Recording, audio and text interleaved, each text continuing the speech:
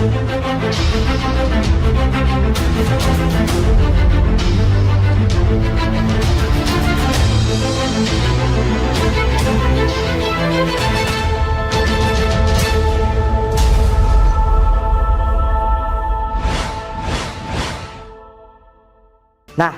Kang, saya masih bingung nih, Kang.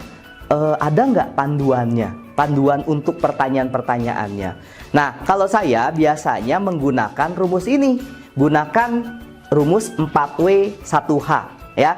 Jadi kalau Anda pernah kenal sama seorang wartawan atau Anda berprofesi sebagai seorang wartawan, tentunya tahu rumus ini ya. Ini rumus pertanyaan-pertanyaan ketika mewawancarai seseorang, 4W1H ya.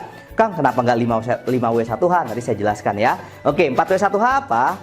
4W itu yang pertama, W pertama adalah what, where, when, who, dan 1H-nya how.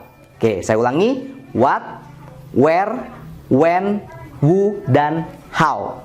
Paham? Oke. Nah, sekarang gimana? What? What itu apa artinya? Ya apa? Ya artinya adalah apa. Jadi Anda menanyakan pertanyaan yang bentuknya apa. Yang tadi kayak contohnya misalnya ya, apa hubungannya? Itu kan what. Terus kapan persisnya? Itu when. Siapa ya orangnya yang walaupun dia lahir di kampung tapi dia bisa sukses? Who.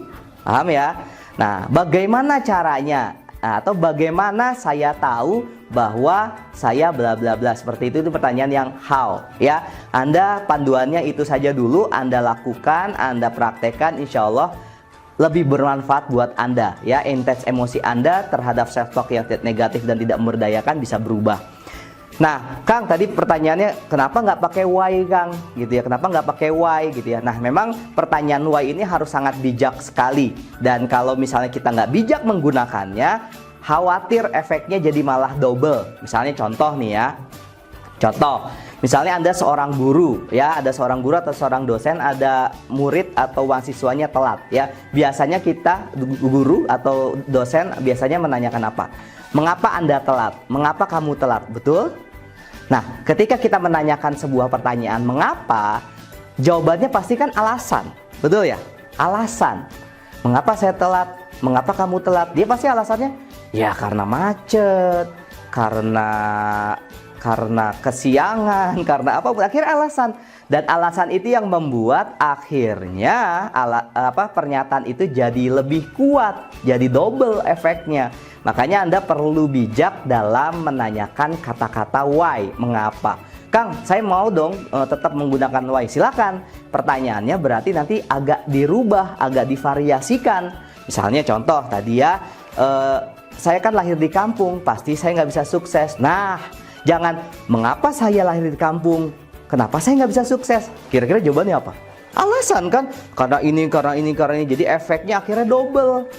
Ngefeknya di double dan akhirnya justru malah semakin kuat pernyataan itu dalam diri Anda.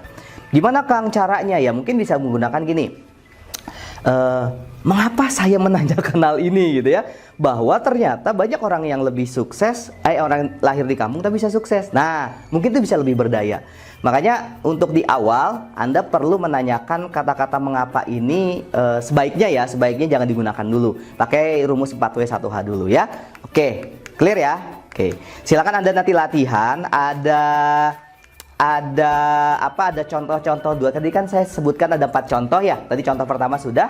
Nah, Anda silakan latihan contoh 2, contoh 3, contoh 4. Nah, contoh 2 seperti ini ya. Kemarin sudah gagal, pasti besok-besok gagal lagi deh. Nah, Anda tulis tuh pertanyaannya ya. Contoh ketiga, saya mah masih muda, nggak layak untuk mengambil tantangan ini. Anda tulis tuh pertanyaan-pertanyaannya tadi dengan panduan tadi ya. Terus contoh 4, saya dari sononya pendiam, mau diapain juga tetap begini gitu ya. Anda tulis tuh pertanyaan-pertanyaannya yang supaya emosinya lebih stabil, lebih netral, dan lebih positif ya. Nah, seperti itu rekan-rekan semua.